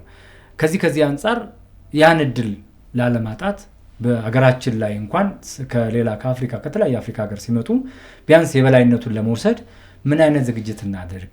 ራሱ እግር ኳሱ መንፈሱ ምን ይመስላል? ምን ቢስተካከል ጥሩ ነው? ምክንያቱም ከተጫዋች ብቻ ሳይሆን ከአሰልጣኝ ብቻ ሳይሆን ከህዝብ ብቻ ሳይሆን ከመንግስትስ ምን ይጠበቃል የሚለውን አንተ ካሳለፍከው ዘመንና አሁን ካለህበት የሰለጠነ ሀገር ተሞክሮ ወስደህ እስቲ ንገረን። የሚገርመህ አሁን የኛ ሀገር የኳስ ጨዋታ ክፍያ እኔ እንጃ ለሚጫወተው ሰው ነገም ተጫዋት የሚያሰኝ ነው። ገንዘብን አግኝተህ ኳሱን ችላ ካልከው ይከዳሃል ኳሱ እና ስለሚከፈልህ ነገር ብቻ አይደለም ማሰብ ያለብህ። አሁን ከዚህ ከሚከፈለኝ ለምን ነገ የአፍሪካ ክለቦች ላይ ሄጄ ለመጫወት አልሞክርም ማለት አለበት። ተጫዋቹ ጋር ነው ያለው እኮ ችግሩ። ነገርኩ አሰልጣኙ ማስተባበር ቲሙንና ስኳዱንና ስታፉን ማስተባበር ነው የኮች ስራ። ስራው ያለው ተጫዋቾች ላይ ነው። እንደዚህ ዲሲፕሊን ያላቸው ተጫዋቾች ካገኘን ቲሙ ሊቀየር ይችላል። እንዲህ አይነት ክፍያ እየተከፈለ የምትቀብጥ ከሆነ እየጎተትከው ነው ኳሱን ያለው። ለሚጫወተው ጥሎ መሄድ ነው። አንድ ቲም ውስጥ እኮ አንድ ባለጌ ተጫዋች ካለ ቲም ይበላሻል። ያንን ተጫዋች ደግሞ ጥሩ ተጫዋች ነው ብለው ዝም የሚሉ ተጫዋቾችም ካሉ ቲሙን እየገደሉት ነው። አሰልጣኙም ነገ ያስባረኛል ይላል። አሁን እኛ ጋር ችግር ያለው መሰለ ጥሩ ተጫዋች ነገ አሰልጣኙ ያስባረኛል ብሎ በሰቆቃ የሚኖርም እኮ አሰልጣኝ አለ። በኢንፎርሜሽን ደረጃ ይነግሩናል እኮ ለአሰልጣኝ የማይታዘዝ ቲም አለ፣ ተጫዋች አለ እዚህ አሁን ባለው ክለብ። እና ይሄንን ነገር መሰበር አለበት። አሰልጣኞቹ በተጫዋች ነው የሚመጡት። ተጫዋቹ ከአሰልጣኙ ጋር ኮሚኒኬሽን አድርጎ ነው የሚመጣው። ንግድ አለ፣ ይሄ ቮሊቦል አለ። ዛሬም በእግር ነው እንደመጣው ይልሃል እኮ። ይሄንን ማንም አሰልጣኝም ምንም የሚሰሩት ስራ ነው። እስከ መቼ ነው ግን እንደዚህ የሚሆነው? እንዴ የምትሰርቀውን እኮ ነገር ሰርቀ የተወሰነ ሰዓት ደግሞ እስቲ ልስራ እንኳን ብትል ጥሩ ነው እኮ። እንዴት ነው ታውቃለህ? ይሄ ማጭድና መጋዝ ማጭድ መሰብሰብ ብቻ ነው አይደል? መጋዝ ብትሆን ይሻላል እኮ። ትቀበላለህም ትሰጣለህም። ገባህ? የማጭድ ስራ ማስገባት ነው። የመጋዝ ግን ይሰጣል ይቀበላል። እና አትሊስት ይሄ መጋዝ መሆን አይሻልም እንዴ? ዝም ብለህ ማጭድ መሆን ኳሱን ነው የምትቀበለው። እግር ኳስ ደግሞ መስዋዕት የሚሆኑላትን እንጂ መስዋዕት የሚያረጓትን አይደለም የምትፈልገው። አንድ ሰው እኮ በቂ ነው አንድ ቲም ለማስተዳደር። ኮተት ነው እኮ ከኋላ። ይሄ ገንዘብ ያዥ ነው፣ ያኛው ኦፕሬተር ነው፣ ኦዲተር ነው፣ ቡድን መሪ ነው፣ ጸሐፊ ነው፣ ምክትል ፕሬዚዳንት። ይሄ ሁሉ እኮ ሲስማማ ሚንሱ ሌላ ነው። አሁን ፕሮፌሽናል ያልሆነ ሰው ሁሉ ኳሱ ጋር እየመጣ የኳሱ ጥቅም በልጧል። መጥቶ የሚሰራው እዛ ጋር ነው፣ ኳስ ጋር ነው። ኮርስ ሄጃለሁ ይልሃል፣ እዚህ ቦታ ሄጃለሁ ይልሃል። እና ይሄ ነገር መስተካከል አለበት። ኳሱ አስተዳዳሪ ያስፈልገዋል። አንድ ቲም እኔ ብዙ ጊዜ ያለውኝ አንድ ቲም 4 በረኛ አለው፣ አንድ ቲም 4 አሰልጣኝ አለው። ሰዎቹን ለመጥቀም ነው ወይስ ቲሙን ለመጥቀም ነው? እነዛ 4 አሰልጣኞች የሚይዙት ቀን አበል አለ፣ ላልጋ የሚከፈል አለ። ያንን ኤክስትራ ክፍያ ታዳጊ ተጫዋቾች ላይ ቢያውሉት እኮ የተሻለ ነገር ሊፈጠር ይችላል። እና 4 በረኛ ምን ያደርግልሃል? ሆቴል አስቀምጠው 2 በረኛ ያስፈልግሃል። ታመመ፣ አዎ በአይሮፕላን ትልከዋለህ። ዛሬ ነገ ሐሙስ ጨዋታ ካለ ዛሬ ሰኞ ከሆነ በረኛው ታሟል። በቃ ምክትል አሰልጣኝ ከሆንክ 2 አሰልጣኝ በቂ ነው። የበረኛ አሰልጣኝ በከፍተኛ ደረጃ የሚጫወት ተጫዋች እኮ በረኛ ሰልጥኗል ኦልሬዲ እኮ። ምንድነው የምታሰለጥነው? የበረኛ አሰልጣኝ አንደኛ ምክትል አሰልጣኝ፣ ሁለተኛ ምክትል አሰልጣኝ ነው። ገንዘቡ በቃ ይባክን አይነት ነው። ገባ? አንዳንድ ቲሙን እኮ የምትወደው ከሆነ የቲሙን እኮ ስታፍ ኩባማት መጠበቅ አለብህ። እቃዎቹንም ኳስህን መጠበቅ አለብህ። የስፖርት ማዘውተሪያ ትጥቆቹ መጠበቅ አለብህ። ተጫዋቹ ራሱ መሰብሰብ አለበት እኮ። በአውሮፓ ትሬኒንግ ሲያደርጉ ከልምምድ በኋላ ተጫዋቾቹ ናቸው የሚሰበስቡት። አሰልጣኙ 20 ኳስ ይሸከማል። እኛ ጋር ኳሱን መሸከም አሰልጣኙ ነውር ይመስለዋል። በቃ ተጫዋቾች አምባሳደሮች ናቸው። አንተን ፕሬስ የምታደርጋቸው የምታግዛቸው። አሰራራችንን መቀየር መቻል አለብን። ገባ? አሁን ባሉት ልጆች ቲማችንን መቀየር ካልቻልን ወደፊት ይቀየራል ለማለት አስቸጋሪ ነው። ተጫዋቾች የመጫወት ግዴታናቸው ማወቅ አለባቸው። አሰልጣኞች ማወቅ አለባቸው። በዛው አኳያ ደግሞ መብታቸውንም ማክበር አለባቸው እና ከተጫወቅ ጥሩ ተጫዋች መሆን ነው። ሌባም ከሆንክ ጥሩ ሌባ መሆን ነው። በቃ በምትሄድበት መስመር ላይ ጥሩን ነገር ይዘህ መከተል ነው። እየሰራ ያለው ነገር ከኋላ መጥፎ ከሆነ ቲምህን አትቀይረውም። አንዱ ተጫዋች ሌላውን መጠበቅ አለበት። ሶስቱ ወጥተው ማታ አድሮ መጥቶ ጠዋት ልጫዋት ስትል እኮ ዝም የሚል ተጫዋች አለ። ያስባረረኛል ይላል። ውስጡ የተበላሸ ነገር አለ የኛ ኳስ እንጂ አሁን ያሉት ብሔራዊ ቡድን ላይ ያሉት ልጆች ካልተመረጡት ልጆች ዲፈረንሱን ብታይ 1% አይሆንም። አንድ አይነት ናቸው። የተመረጡት አጋጣሚውን እድል ያገኙ ተመረጡ። ያልተመረጠውን ዲፈረንስ እስቲ ብትለው ምንድነው ልዩነቱን አታየውም። ነገር መውጣት አለባቸው። በራሳቸው ማቅም ጎልተው መውጣት ብርሃን መሆን አልቻሉም። እኔ አንድ ጨዋታ ከጊኒ ጋር ስንጫወት አያለሁኝ። የኢትዮጵያ ብሔራዊ ቡድን ሲጫወት ከጊኒ ጋር ስንጫወት 4-1 ተሸነፍን። በአጋጣሚ የጊኒው ተጫዋች ዶርትሙንድ የሚጫወት ነው። ከመሀል ሜዳ ነው የሄደው። ጎሉን አግብቶ ሲመለስ የኛ ልጅ ለማስጣል ይሮጣል። ጋፑን ነው የምነግርህ። ጎሉን አግብቶ ልጁ እየተመለሰ ነው። የኛ ልጅ ለማስጣል ሲሮጥ በቃ እዛ ደረጃ ላይ ነን፣ ገና ነን። እንዲህ አይነት ሰው ነው እንደ ይዘህ ኳስ የምታሸንፈው? አያዩም እንዴ? አሁን እዚህ በቀዳሚ ኬፕ ቨርዲን አይተሃል። ትንሽ ሀገር ነች ይላል ሰው፣ ግን በአብዛኛው ተጫዋቾቻቸው በአውሮፓ 2ኛ እና 3ኛ ዲቪዥን የሚጫወቱ ናቸው። እንጀራቸው ነው፣ ስራቸው ነው። ዓለም ዋንጫ ላይ ከስፔን ጋር አቻ ወጡ ተባለ። ፖል ፖዚሽኑን ብታየው ተው፣ እንደዛም አድርጎ ማሸነፍ እንደሚቻል አሳይተዋል። በረኛ ሆነ ምን አይነት መስዋዕትነት እንደምትከፍል በበረኛ ድኖ መውጣት አይተሃል። ከስፔን ከኤኳዶር ኬፕ ቨርዴ ጋር እና እነዛ የምንኖሯቸው ነው። አንዳንድ ተጫዋቾች አሁን ፔድሪን ብታየው ከኛ ልጆች ጋር አንድ አይነት ሰውነት ያለው ነው፣ ግን አይኪው የላቀ ነው። የሚጫወተው ዝም ብሎ አይደለም። የኛ ልጆች እኮ የሚያህል ሳይዝ ያላቸው አሉ፣ ግን እንትኑን አይጠቀሙበትም። አስበውና አቅዶ ስለሚጫወት ስራው ነው፣ ሜንታሊ ነው። ያነባሉ፣ የሚገባቸውን ነገር ይሰራሉ። አሰልጣኝ ብሏቸው አይደለም። እንዴት ፔድሪን አይቶ አይቀየርም አንድ ልጅ? እንዴ ፔድሪ ከኔ ከምን ያንሳል? የኛ ከውጭ ጋር ሲጫወቱ መቼ ጨዋታው አልቀው ሀሪፉን ተጫዋች ማሊያ ለመቀየር ይሄዳል። ሀሪፉን ተጫዋች አቆምኩት ብለህ ራስህ አትታወቅበትም እንዴ? እኔ አሁን የግብፅ ቡድን ከኢትዮጵያ ሲጫወት ሳላ ካለው ፐርሰንት ወርዶ ነው የተጫወተው። ከኛ ጋር ሲጫወቱ እንደሚያሸንፉ እኮ ያውቁታል። በጣም የሚገርምህ የዓለም ዋንጫ ከናይጄሪያ ጋር ስንጫወት የናይጄሪያ ቡድን ገና እኛን ሳያሸንፍ ከጣሊያን ቡድን ጋር ለአውሮፓ ዋንጫ ለዓለም ዋንጫ እንዲረዳው የአውሮፓ ቲም የወዳጅነት ፕሮግራም ይዘዋል። እሱን ጨዋታ ቁጭ ብዬ ነበር የማየውና ተሸነፈ ነው ለለባዶ። በዱላም በለው በምንም እንደሚያሸንፉን ያውቃሉ ናይጄሪያዎቹ። ለዓለም ዋንጫ ለማለፍ የሳውዝ አፍሪካው ላይ ነው እና የዓለም ዋንጫ ናይጄሪያ የሄዱበት እና ለዓለም ዋንጫ ጨዋታ እንዲረዳቸው ከጣሊያን ቡድን ጋር ፕሮግራም ይዘዋል። ከኛ ሳይጫወቱ ቅዳሜ ቀን ተጫወቱና ናይጄሪያ ላይ ቅዳሜ ተጫውተው ማታውኑ ወደ ኢንግላንድ ሄደው ዌስትሃም ስቴዲየም ላይ ከእንትን ጋር ማክሰኞ ቀን ከጣሊያን ቡድን ጋር ፕሮግራም ተይዟል እና የጣሊያን ቡድን የናይጄሪያ ቡድን የናይጄሪያ ታዳጊ ቡድን አለ፣ የናይጄሪያ ኦሎምፒክ ቡድን አለ፣ የናይጄሪያ ወጣት ቡድን አለ፣ የናይጄሪያ ቡድን አለ፣ የናይጄሪያ ሱፐር ኢግልስ አለ። የምንጫወተው ከአውሮፓ ነው። ሱፐር ኢግልሱ ነው የሚገባው። በዚህ ዓመት አሁን ከማንም ቲም በላይ ናይጄሪያ ብሄድ የተሻለ ውጤት ያስመዘግቡ ነበር። ጥሩ ነበሩ በዚህ ዓመት። ይሄ ሊጎሬ ደርሰው አጋጣሚና እድል ጣላቸው እንጂ ናይጄሪያ በዚህ በአፍሪካ ዋንጫ ቢሳተፉ ጥሩ ነበር እና የጨዋታው የት ነው? ኢስት አፍሪካ ሎካሉ ነው የሚመጣል። ጣሊያን ላይ ነው ሱፐር ኢግልሱ ነው የሚሄድል። የኦሎምፒክ ቲም አለ፣ የወጣቶች ቡድን አለ።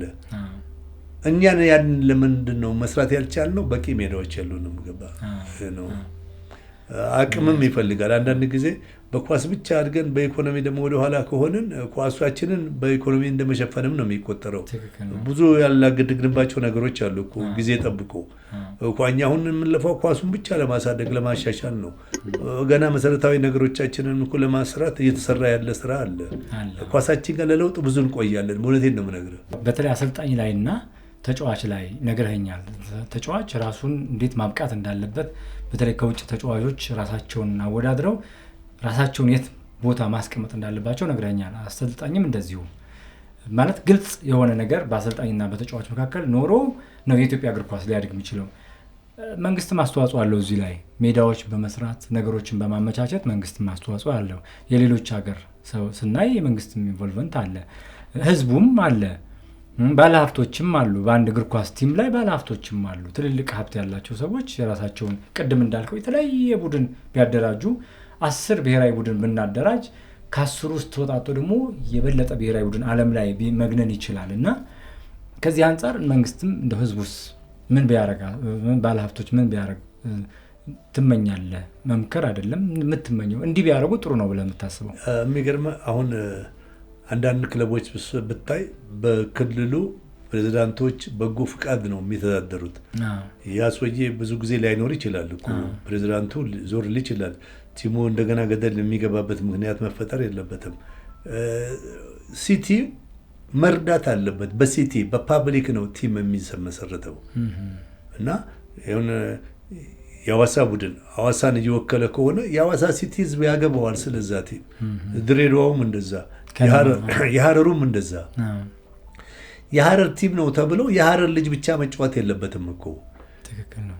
ገባ? አሁን እሱ ነው ደግሞ ትልቁ ነገር።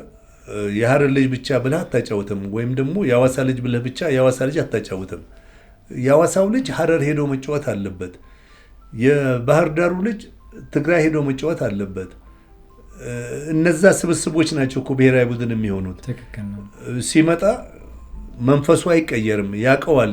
ከየትም ክለብ ስለሆነ ሊተዋወቁ ይችላሉ። ትልቁ አሁንም ድረስ ልናቆመው ያልቻልነው ነገር አሁን ያሉት ልጆች ተጫዋቾች ዲስፕሊን የላቸውም። የሜዳ ላይም ዲስፕሊን የለም። እርስ በርስ ዳኛ ሲደበድቡ አይተሃል። ከትሪቡን ላይ እየሮጠ የወርዶ ሜዳ የሚደበድብ ዳኛ አለ። እንደዛ አይነት ኳስ እየተጫወትን ልንለወጥ አንችልም። የምትጫወተው እኮ የት ጋር እንዳለ የድሬዳዋው ቲም ከሐዋሳው ቲም ጋር በኳስ የት ጋር እንዳለ ለመታየት ነው የሚጫወተው እንጂ አሸንፈ ልትጨፍር ልትባልግበት አይደለም። አሸንፎኛል፣ ኔክስት ታይም ደግሞ ተዘጋጅቼ መጥቼ ኳሱ ካለቀ በኋላ እኮ አለቀ። ወንድማማች ነህ። ከዳኞችን ማስጨነቅ ራሱ እኮ ያሳፍራል። ውጭ ሄደው እኮ የኛ ልጆች ዳኛ ይከባሉ። በቃ ጎሉ ገባ፣ የሚቀጥለው ዋትስ ኔክስት ብለህ መጀመር ነው ያለብህ። ጎል ሲገባ አይተናል። ሪጎሬ ይላል አመል ሆኖ ይከራከራሉ እንጂ የሚቀየር ነገር እንደሌለ ታውቃለህ። ይሄ የኛ ሀገርን ኳስ ለመቀየር የየቲሞቹ ዲሲፕሊን መቀየር አለበት።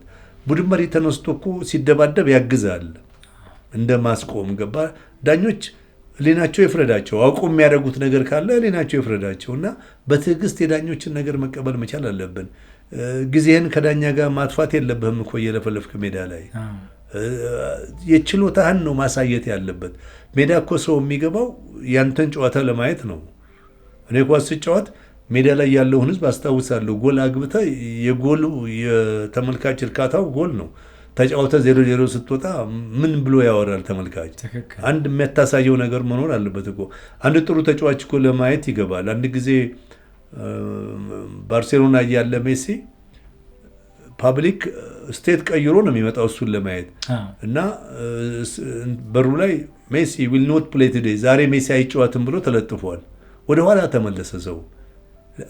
አሁን እዚህ አሜሪካን ሀገር ትኬቱ አልቋል። ሜሲ ያለበት ቲም የአመቱ ትኬት ተሽጦ አልቋል ከመምጣቱ ሜሲ እና ከየስቴቱ አይደለም ከአውሮፓ ሜሲን ለማየት ይመጣል አሜሪካ ላይ ሜሲ ሲጫወት ለማየት።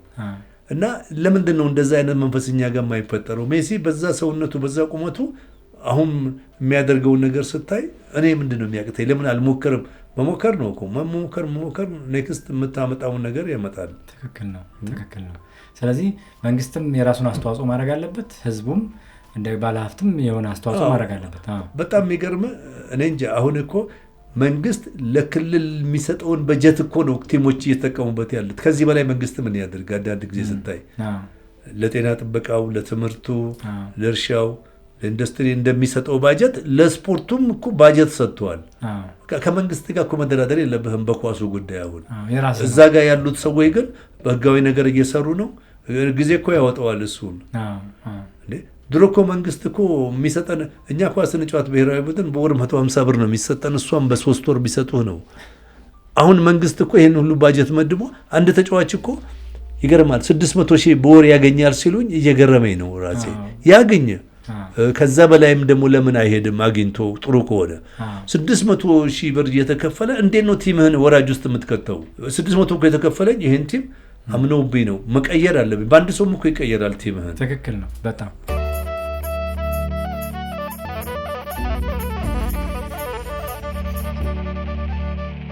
ከማለዳ እስከ ምሽት ከምሽት እስከ ንጋት ሰላምና ጤና ከእናንተ ጋር ይሁን። ይህ አዲስ ምዕራፍ ፖድካስት ነው። የዛሬው እንግዲህ ተወዳጁ እግር ኳስ ተጫዋችና አሰልጣኝ በተለይ ደግሞ በ1970ዎቹና 70ዎቹ አጋማሽ ላይ በጣም ዝናን ካተረፉት በአሰልጣኝነት በተጫዋችነት አንዱ ቢተው አብሬ ነው።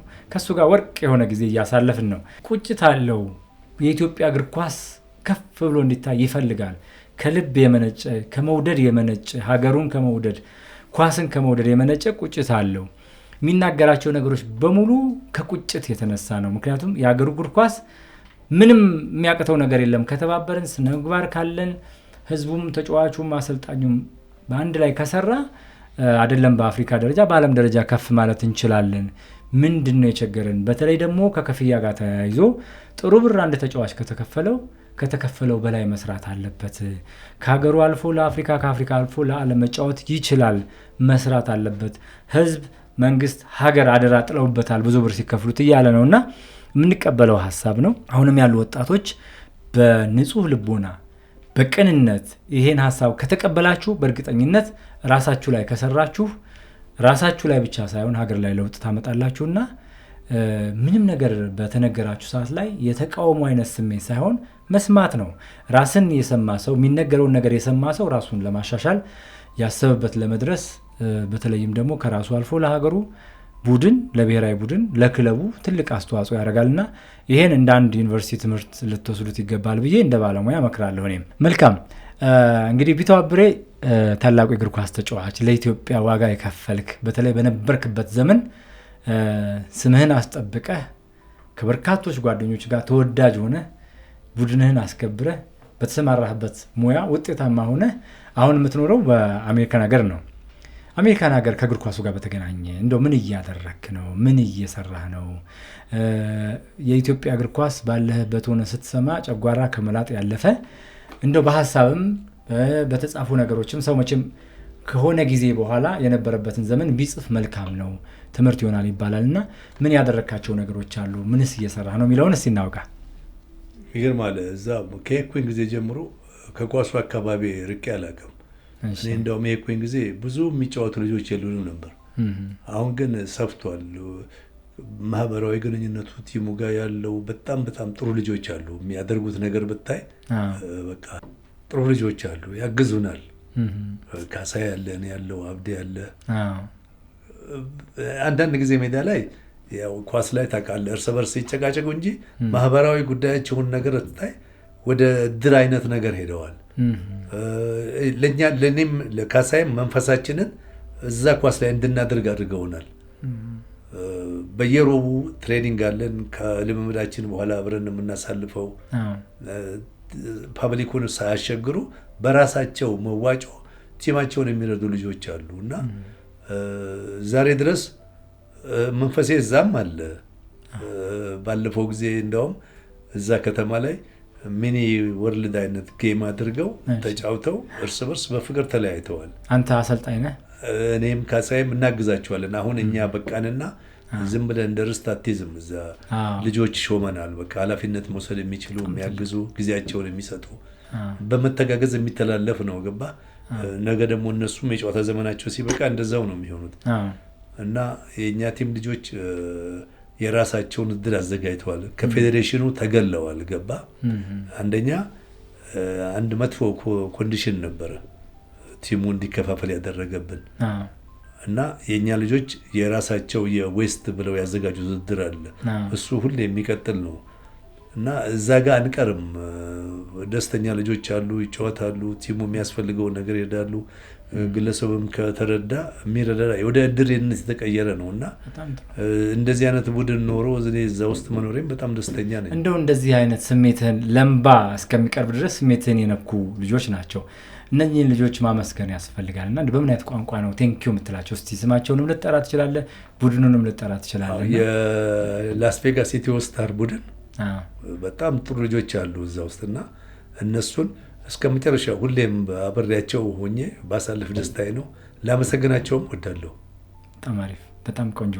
ምክንያቱም እንደዚህ አይነት ልጆች በተለይ እናንተን የጨዋታ ዘመን አቅማችሁን፣ ችሎታችሁን ለሀገር ኳስ የከፈላችሁትን ዋጋ ግምት ውስጥ አስገብተው አጠገባችሁ መሆን አጠገባችሁ አለንላችሁ ምንም የሚጎል ነገር የለም ማለት አዋቂነት ነው። ይሄ በእድሜ ከእናንተ ያነሱ ናቸው፣ ግን የልጅ አዋቂዎች ናቸው።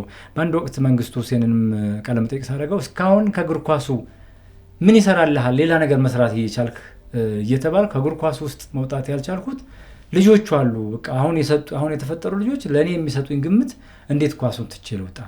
ሌላ ብዙ የንግድ ስራ መስራት እየቻልኩኝ አማራጭ አለ እዚህ ሀገር፣ ግን እንዲህ አይነት ልጆች አሉ እና እንደዚህ ታላላቆችን የሚያከብሩ እድሜያቸውን ለኳስ ለኢትዮጵያ የከፈሉ ሰዎችን የሚያከብሩ ሰዎች በየቦታው መኖራቸው ያስደስታል። እና አንተም እሱን ያስታወስከኝ። ኢትዮ ስታርስ ምንድን የሚባሉት? ኢትዮ ስታር ላስ ቬጋስ ይባላሉ እና በጣም በጣም በቃ የተደራጀ ቲም ነው። ምንም የሚጎልበት የለም፣ ማንም የሚረዳው የለም። እርስ በርስ ተጫዋቾቹ ናቸው የሚረዳዱት እና እኔንም ካሳዬንም የሚሰጡን ግምት በጣም ደስ ይላል። ላስ ቬጋስ የምትገኙ የዚህ ቡድን አባላት በሙሉ የከበረ ሰላምታችን ይድረሳችሁ። በርቱ። እያደረጋችሁት ያለው ከራስ ያለፈ ለሀገርም የሚጠቅም ስራ ነውና ታላላቆችን ማክበር ሀገርን መረዳት ማክበር መርዳት ነውና ተተኪም ደግሞ እንዲመጣ እድል መፍጠር ነውና ተባረኩ። በዚህ አጋጣሚ የአዲስ ምዕራፍ ፖድካስት ስላደረጋችሁት እያደረጋችሁ ስላላችሁት ነገር ማመስገን ይወዳል። እናመሰግናችኋለን። እንግዲህ ተወዳጁ የእግር ኳስ አሰልጣኝና የኢትዮጵያ ብሔራዊ ቡድን ተጫውተ በኢትዮጵያ አየር መንገድ ተጫውተ አሰልጥነ እንደገና ደግሞ በኢትዮጵያ የህንፃ ኮንስትራክሽን ላይ ተጫውተ ሌሎች እርሻ ሰብል ላይም ተጫውተ ሌሎች ቡድኖች የእግር ኳስ ክለቦችም ውስጥ ተጫውተ ግን ደግሞ ለሀገር በጣም በርካታ ጎሎችን ያስገባ ተወዳጅ በወቅቱ ዝናህን አስከብረህ የነበርክ ሰው ነህ። ቢተው አብሬ በርካቶች ያውቁሃል በአንተ ዘመን የነበሩ። አሁን ያለው ትውልድ ደግሞ በተለያየ አጋጣሚ በሚዲያም በምንም ስላልቀረብክ ብዙ አያውቅህምና ያለህን አቅም የነበርክበትን የስራ ዘመን ስላስታወስከን እጅግ በጣም እናመሰግናለን። ለኢትዮጵያም ለትውልዱም ለሀገርህም የከፈልከው ዋጋ ብዙ ነውና በኢትዮጵያ ስም በሀገር ስም በትውልዱ ስም ልናመሰግን እንወዳለንና አሁንም ቀሪ ዘመንህ በሰላም በፍቅር በጤና የታጀበ ይሁን። እጅግ እናከብርሃለን። እዚህ ድረስ ደግሞ መጥተህ ቃለ መጠይቅ እንድናረግ ጊዜ ስለሰጠህን ነገ ወደ ውጭ እንደምትሄድ አውቃለሁ። በአጭር ጊዜ ቀጠሮ ነው የተገናኘ ነው። ይሄን ያህል ጊዜህን ግን ተሻምተን እንድናወጋ እድል ስለሰጠህን አሁንም ትልቅ አክብሮታለን። በዝግጅት ክፍሉ ስም እናመሰግናለን። አንተ ግን ቀረ የምትለው ይሄን ብናገር ለኢትዮጵያ እግር ኳስ ይጠቅማል፣ ለጓደኞቼ ማመስገን የምትፈልገው ነገር ካለ በጣም ሰፊ ሰዓት አለ። እሺ፣ አመሰግናለሁኝ። እኔ ምን መሰለህ አሁን ለወጣቶች ነው መመክረው። ወጣቶች አልባሌ የሆነ ቦታ ላይ ጊዜያቸውን ከሚያጠፉ ራሳቸውን ለኳሱ አዘጋጅተው ገበያ ማምጣትም ይችላሉ። ይሄ ሁሉ ብራዚላዊ ዛሬ በዓለም ላይ የታወቀው ከአነስተኛ ቤተሰብ ተነስቶ ነው እና ስትጫወት የሚያይ ሰው አለ። ስትበረታ ጥሩ ከሆንክ የሚያይ ተመልካች እኮ አለ። ለዛ መዘጋጀት ነው። እኔ ከዛኛው ተጫዋች በምን አንሳለሁኝ? ያ ተጫዋች እንዴት ነው ጊዮርጊስ የገባው? እንዴት ነው ቡና የሚጫወተው? ምንድነው እሱ ጋር ያነበረው ነገር? መምሰል ባይቻልም መሆን ባይቻልም መምሰል ይቻላል እኮና መጠየቅ አለበት። ይሄ ተጫዋች ጎበዝ ለምንድን ነው የሆነው? ምን ሰርቶ ነው የተቀየረው? አሁን ያሉ 17 ዓመት እስከ 29 ድረስ መልፋት አለበት። የኛ ልጆች አሁን የሚፈልጉት ነገር ምንድነው? ትናንትና ጀምሮ ኳሱን ነገ ክለብ ውስጥ ለመግባት ነው። ትንሽ ከስር ጀምሮ መታሸት አለበት። የምትጫወትበትንም ክለብ መምረጥ አለበት። እኔ ድሬዳዋ ሆኜ ጥጥ ማህበር ቡድን ስሄድ ልትሰለፍ እንደማልችል አውቀዋለሁ። አሰልጣኞቹም እንደማያሰልፉኝ አውቃለሁ።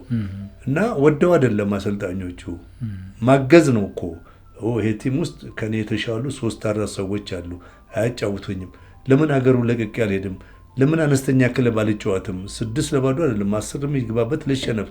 በመጫወቻ ዘመንህ መጫወት መቻል አለብህ። ትክክል ነው። አሁን ትልቁ ችግር በራሱ የድሬዳዋ እንኳ ሳየው በነበርኩበት ጊዜ ሁሉም የድሬዳዋ አሰልጣኞች የድሬዳዋ ከነማ አሰልጣኝ መሆን ይፈልጋሉ።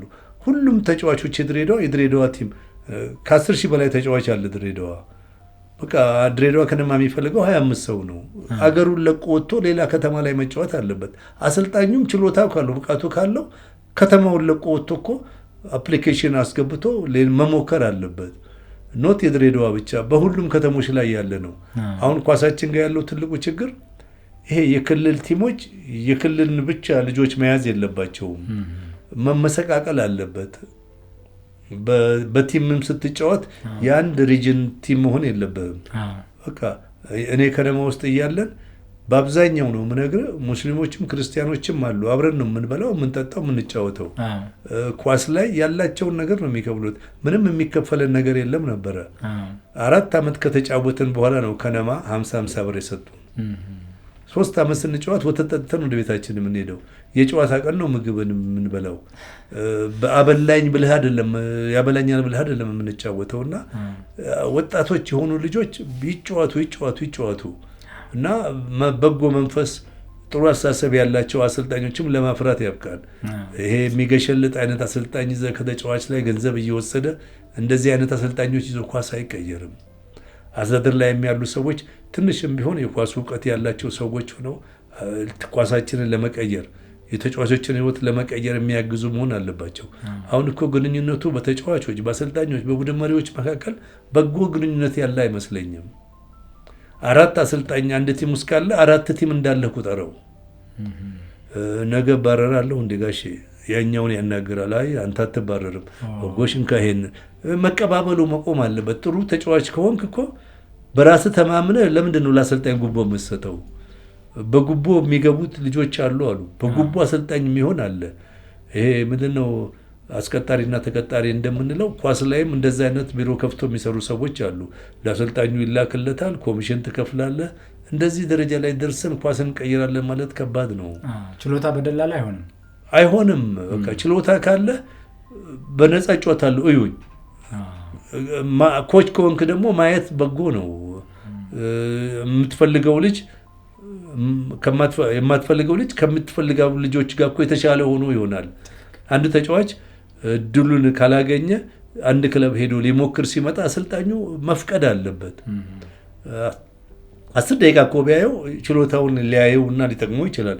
25 ተጫዋች ይዞ 10,000 ከሚከፈለው በላይ ይሄ ባዶ ገና የሚታየው ልጅ መጥቶ ጥሩ ከሆነ ተስፋ ነው።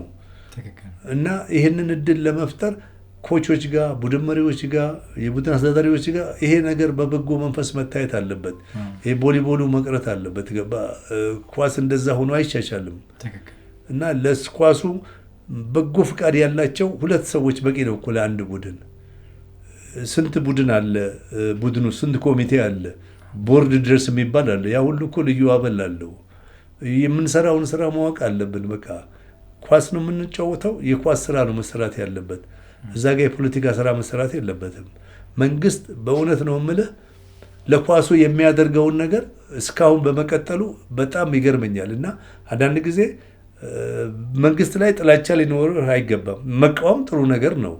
ጥላቻችንን አስወግደን በመቃወም መልኩ አሁን እኔ ኳስ ላይ የሚደረገውን ነገር በእውነት ነው የመንግስት ደጋፊ ሆኜ ወይም የመንግስት ተቺ ሆኜ አይደለም። ኳስ ላይ መንግስት ነው የሚያደርገው፣ ባጀቱን የሚሰጠው መንግስት ነው። ይህን ነገር መደረጉ የሚያበረታታ ነው። ተጫዋቹ ደግሞ ግዴታ ይመስለዋል። ይህንን ያላወቁ ተጫዋቹ አሰልጣኙም ጭምር የ5 ብር ጭማሪ እኮ ካገኘ ነገ ቲሙን ጥሎ የሚሄድ ተጫዋች ነው ያለው። አሁን ይሄ ክፍያ እኮ እውነቴን ነው የምልህ 1 ዓመት ብትጫወት ራሱ ሊያኖርህ የሚችል ነው። እድሜህ ደግሞ ለመጫወት ከፈቀደልህ 10 ዓመትስ ብትጫወት ሲበቃህ ደግሞ ለመጪው ጄኔሬሽን ተጫዋች ነህ። ከአሰልጣኝ ሳትጣላ እኮ መልቀቅ አለበት። ቲምህን አቅምህ አልፈቀደም። እንደምናየው ነው በእንግሊዝ ፕሪሚየር ሊግ የምናያቸው ተጫዋቾች ሲደክሙ አሜሪካ ሊግ ላይ ይሄዳሉ፣ ሜክሲኮ ሊግ ላይ ይሄዳሉ። በአውሮፓ ይሄ አለ። ተጫዋቹም ራሱን ያውቀዋል። የኛ ሀገር ደግሞ እዛው ጋር 10 ዓመት ውስጥ ሊታሽ ይፈልጋል ከወጣቱ ጋር ሲበቃ ኮችም እንደዛው ነው፣ ዞር ማለት አለበት እና ይሄንን መንፈስ መጨመር መቀጠል አለብን። ይሄ የሜዳ ላይ ረብሻ፣ ዳኛ መደብደብ በተለይ የሚያሳፍር ነው። አንድም ቀን የኢትዮጵያ ፕሪሚየር ሊግ በብሪቲሽ ብሮድካስት ታይቶ አይታወቅም። ድቡድቡን ግን አየሁኝ እንግሊዝ ሀገር ብሪቲሽ ፕሮግራም ሲደባደቡ እንጨት ይዞ አራጋቢውን ሲያባርሩት እና ነገ እንዴት ነው በበጎ ፍቃድ የሚያጫውተው? ዳኞችን እኮ ሪስፔክት መስጠት አለብን። ሐሰተኛ ዳኞች ካሉ ህግ አለ፣ ህጉ ይቀጠዋል። እና ይሄ የኳስ ላይ ድብድቡን ማስቆም መቻል አለብን። ስለ ዲሲፕሊን እኮ እየሄዱ ማስተማር አለባቸው። ስለ ዳኝነት እየተጫወተ እኮ በእርግጠኛነት ነው የምልህ ህጉን የማያውቅ ተጫዋች አለ። ያንን ያሰልጣኙ ነው ስራ። እኔ በምር ነው የምልህ የጨዋታ ደንብና ህግን የጨዋታ ህጎችን የማያውቅ ተጫዋች አለ። ሎፍ ዘጌም የሚባል አለ እና አያውቅም። አሁን ባሉን ተጫዋቾች ውስጥ ህጉን የማያውቅ ተጫዋች አለ። ዝም ብሎ የሚጫወት አለ። ዳኛ መደብደብ፣ ተጫዋችን መጋጨት እንደሚያስቀጣ። አዎ በቃ የኢትዮጵያ እግር ኳስ ፌዴሬሽን የራሱ ደንብና ህግ አለው። የኢትዮጵያ እግር ኳስ ፌዴሬሽን ተከትሎ የሚሄደው በኢንተርናሽናል እግር ኳስ ፌዴሬሽን በፊፋ ስም ነው እና ያንን ህግ የማያውቁ ተጫዋች ዝም ብሎ የሚጫወት አለ። ተጫዋቹን ግንዛቤ ማስጣት ያስፈልጋል። ያንተ ተጫዋች እንዲጎዳ እንደማትፈልግ ሁሉ የሌላ ተጫዋች መጉዳት የለብህም። ያንተ ተጫዋች ማሸነፍ እንደሚፈልግ ያም ተጫዋች ማሸነፍ ይፈልጋል። 90 ደቂቃ ሲያልቅ አለቀ ጨዋታው በቃ። 90 ደቂቃ ሲያልቅ የሚሰሩት ፋውል የሚደባደቡትን ስታይ ያሳፍራል። ያ እኮ ብቃትን ነው የሚያሳየው። አሁን የሚከፈላቸው ተጫዋቾች ጥሩ ጨዋታ ያለው ጥሩ ጎበዝ የምትለው ተጫዋች እኮ ለምንድን ነው ጎበዝ ያሰኘው? የሚሰጠው ክፍያ ነው ጎበዝ ያሰኘው አይደለም። ክፍያ ያለበት ነገር በሙሉ ጥራት ይፈልጋል እና ለጥራት ነው የሚከፈለው። እሱ እኮ ጎበዝ ተጫዋች ነው፣ በዚህ ጊዜ እንዲህ ያደርጓል፣ ይሄኛውንም ቲም ደግሞ እዚህ ያሳድጎልናል። እና ሁልጊዜ ክፍያን ማወቅ ያለብን ለጥራት ነው። ኳስ ጨዋታ ላይም ብቃት ቢኖርህ ችሎታ ቢኖርህ ከችሎታ ባሻገር ብቃት ያስፈልጋል። ዲስፕሊን ነው ብቃቱ። ወይ ኳስ የራስን በብቃት ማዘጋጀት ነው ያለብንና የሀገራችን ተጫዋቾች አሁን ያሉት ስነ ስርዓትን ለምደው ራሳቸውን እንትን ብለው ነው። እኔ ለመተቸት እነሱ በሚያገኙት ጥቅም በብስጭትም አይደለም። አንዳንዱ የጥቅማችንን ነካብንም ሊል ይችላል። የኢትዮጵያ ኳስ እንዲያድግ ከአሰልጣኙ ጀምሮ ትብብር ማድረግ አለበት። የብሔራዊ ቡድኑ አሰልጣኝ በወቅቱ ካለ ማክበር አለበት። መቼ ተሸንፎ ብሔራዊ ቡድኑ እኔ እዛ ጋር ይዤ አይደለም ማማከርም እኮ አለባቸው የሌላ ክለብ አሰልጣኞች። አሁን በጊዜው ያለውን አሰልጣኝ በትብብር መርዳት አለባቸው። ጥሩ ተጫዋች አለ እኔ ጋር እስቲው አሁን ተመርጦ አልቆ እንኳ ቢሆን ጥሩ እንቅስቃሴ እያደረገ ያለ ልጅ እዛ ጋር እኮ ያለ 10 ቁጥሩ ልጅ ወይ 9 ቁጥሩ ልጅ እኔ ጋር ካለው ጋር እስቲ ኤው ጥራውና ካልሆነ ይመልሰዋል። ኮንትራት አይደለም እኮ ብሔራዊ ቡድን ውስጥ መግባት ገባ ሲበቃ ይበቃል። እንደ ኤሊ የሮክ አይደለም ከነዛ ጋር የምትጫወተውና ይሄንን አሰልጣኞች በጋራ የብሔራዊ ቡድን አሰልጣኙንም ሌላውንም አስተዳደሩንም ስታፎቻቸውንም ማክበር አለባቸው። ተጫዋቹ አሰልጣኙ ተጫዋቾቹን እንደሚያከብር ሁሉ ተጫዋቾችም አሰልጣኞቻቸውን ማክበር አለባቸውና አክብሮት ደግሞ የሚጀምረው ከስነ ስርዓቱ ነው። ከዲሲፕሊን የቲሙን ዲሲፕሊን መጠበቅ አለበት። የትሬኒንጉን ሰዓት የመገብገቡን ጉዞ ሲያደርጉ በትጥቅ ላይ እና እንደዚህ አይነት ተጫዋቾች ሲኖሩ ነው ኃላፊነትን መሸከም የሚችሉ ተጫዋቾች ሲኖሩ ነው ታማኝ አሰልጣኝ ሲኖር ነው የምታሸንፈው እንጂ ተጫዋች ጋር እየተጋፋ አበል የምትወስድ አሰልጣኝ ሆነ ቲምን እቀይራለሁ ማለት ዘበት ነው። አሁን አስረግጠህ የነገርከን በተለይ ትውልዱ በተለይ አሁን ያለው የእግር ኳስ ተጫዋች እና አሰልጣኝ ይሄን አሁን አንተ የተናገርከውን ነገር መስማት ቢችሉና ቢያዳምጡ በእርግጠኝነት ነው የምነግርህ በጎ ሐሳብ ነው። ይሄን ሐሳብ ቢወስዱ በራስ ጥረት የት ድረስ መሄድ እንደሚቻል። የግለሰቦች ጥረት ለሀገር ይጠቅማል። የግለሰቦች ጥረት ለቡድን ይጠቅማል። የግለሰቦች ጥረት አሰልጣኝን ያቀላል። አሰልጣኝ የሚደክመውን ድካም ያቀላል። እናንተ ታረጉት እንደነበረው ቤተ ቅርብ ስለነበረ በወቅቱ እየገባ ትሬኒንግ ታደርጋለህ። ያ ትሬኒንግ ግን ለቡድንህም ጠቀመ፣ ለሀገርህም ለስምህም ጠቀመና እንደሱ አይነት ነገሮችን ስለሆነ የነገርከን እርግጠኛ ሆኜ የምነግርህ በርካታ ወጣቶች ይሄን ካዳመጡት ከኔጌቲቭ ይልቅ ፖዚቲቭ የሆነውን ሀሳብ ይወስዳሉ ብዬ አስባለሁ። የተወዳጁ እግር ኳስ አሰልጣኝና ተጫዋች በተለይ ቀደም ካሉት የኢትዮጵያ እግር ኳስ ተጫዋች ውስጥ አንዱ ቢተው አብሬ ዛሬ ቆንጆ ጊዜ ነው የሰጠን፣ መልካም ጊዜ ነው የሰጠን፣ ጥሩ ሀሳቦችን ነው ያካፈለን። ከዚህ ቃለ መጠይቅ ብዙ ትወስዳላችሁ ብለን እናምናለን። ከኢትዮጵያ ከወጣ ለስንተኛ ጊዜ መጣ? አሁን የመጣሁት ለሁለተኛ ጊዜ ነው። እንደው ስለ ኢትዮጵያ ሀገር የምትወዳት የተጫወትክላት፣ በሙያ ያገለግልካት ሀገር ወደፊት ምን ሆና ማየት ትፈልጋለህ? ምን ቢስተካከል ትመርጣለህ፣ ትመክራለህ? ምናወራው ፖለቲካ አይደለም። ምናወራው እንደ ዜጋ የሚሰማንን ነገር ለመናገር ነው። ምናወራው ትውልድ ካንተ የሚወስደው ነገር ስላለ ነው። ምናወራው ሀገራችን ውብ ከሆነች፣ ሀገራችን ሰላም ከሆነች፣ ጦርነት ከጠፋ፣ ሰላም ከሆነ ልጆቻችን በደስታ እኛም መልካም ነገር አሳልፈን እናልፋለን ብዬ አስባለሁ። ከዚህ አንጻር አስበውና ሀገር ኢትዮጵያ ወደፊት ምን ብትሆንልህ፣ ምን ብስተካከል ትመርጣለህ፣ ትመክራለህ? ይገርማል። እኔ አሁን የኢትዮጵያ ብሔራዊ ቡድን ተጫዋች ሆኜ የኢትዮጵያ ብሔራዊ ባንዲራ በልቤ ማያት ነች። እንደዚህ አንገቴ ላይ አድርገው እጅ ላይ ጠምጥሜ የሚሄደው አይደለም እና አምባሳደሯ የሆንኩኝ ሚኒስትሯ የሆንኩኝ ነው የሚመስለኝ በእኔ ጨዋታ ዘመን እና አሁን ደግሞ በዚህ ጊዜ ያለውን ነገር ስታየው ሀገሬ እንደ ሌሎች የሰለጠኑ ሀገሮች ሆና ህዝባችን በሰላም ወጥቶ ቢገባ ደስተኛ እንዲሆን በልቶ የሚያድር የተሻለች ኢትዮጵያን ባይ ደስ ይለኛል። በምንችለው ሁሉ ዜጎች የራሳችንን አስተዋጽኦ ማድረግ ነው ያለብን እና ኢትዮጵያ እንድትኖር ነው መስራት ያለብን እንጂ እንድትጠፋ አይደለም። እያጠፋናት እያወደምናት ኢትዮጵያን እንገነባለን ማለት ከባድ ነው እና ስርዓቱ ጋር ያሉ ሰዎች ሂሱን ትችቱን ተቀብለው ከህዝብ ጋር ንትርክ ውስጥ ከመግባት ወደ በጎ ነገር መሄድ ነው። ገባ እንደዚህም ተሰራ መጥፎም ተሰራ ትችቱ አይቀርም እኮ ስርዓቱን መተቸት አይቀርም እና ከስርዓቱ ጋር ያለንን ነገር በበጎነት ማየት አለብን። እስቲ ለጥሩ ነገር ደግሞ እንነሳሳ ነው ማለት ያለብን እና ለምንድን ነው ይሄን 50 ዓመት እኮ እየተዋጋን ነው ያለ ነው። የመጣ ለውጥ የለም እና የኛ እድሜ ያለፈ የሚመጣው ዘርብር ያልፍለታል። ግን መተባበር ማገዝ ያለብን ቦታ ላይ አገራችንን በምንችለው ማገዝ ነው እኮ በቃ። ኑሮ ከባድ ነው። አዎ ከባድ ነው። በቃ አገሮች ያጋጠሙትና የተወጡት ፈተና ነው እና በዚህ በኩል ኢትዮጵያዊ ሆናች በሙሉ ለሰላም፣ ለፍቅር፣ ለአንድነት ለምንወዳት ሀገራችን የምንወደውን ነገር ማድረግ ነው ያለብን እና አገር የሚቀየረው በመስራት ነው እና ጊዜያችንን በብክቱ ባናጠፋ፣ ስራ የሌለው ሰውም ስራ እየፈጠረ ራሱን ቢያኖር ጥሩ ነው። አንዳንድ የሄድኩባቸው ቦታዎች ላይ መርካቶ ሳይ በቃ የሚፍጨረጨረው ሰው ለኑሮ የስራን ጸባይ እየለመደ ያለ ነው እና ኖረንም ሳንኖርም የምናልፍ ሰዎች መሆን የለብንም። እኔ በወጣትነቴ በብሔራዊ ቡድን ሆኜ ወጣታዊ ግዴታዬን ተወጥቻለሁ ብዬ አስባለሁኝ። ነገም የመጣውም ልጅ እኮ እንደዚሁ የራሱን ድርሻ አድርጎ ወይ በትምህርቱ ወይ በሕክምና ወይ በወታደርነቱም ሄዶ አገራዊ ግዴታውን አድርጎ ሲያልፍ ነው ሀገር የሚለማው። ከሀገር ከመጠበቅ እኛም ደግሞ ለሀገር ምን እየሰራን ነው ብለን ማሰብ አለብን።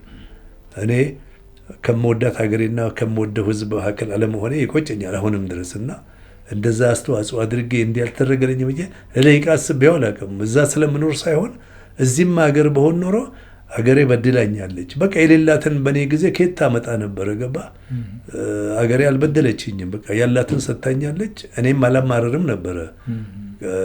ሀገሬ እንዲያርጋኝ ነው አባራኝ ነው። እኔ ድህነቱ ነው ለስደት የዳረገኝ ወደ ውጭ ሀገር እንጂ ሀገሬን ጠልቼ አይደለም። እዛ ሀገር ሄደ አሜሪካዊም ጀርመናዊም ጃፓናዊም ልትሆን ትችላለህ። የወረቀት ጉዳይ ነው። ወረቀቱ የተቀደደና የጠፋ ቀን የለህም።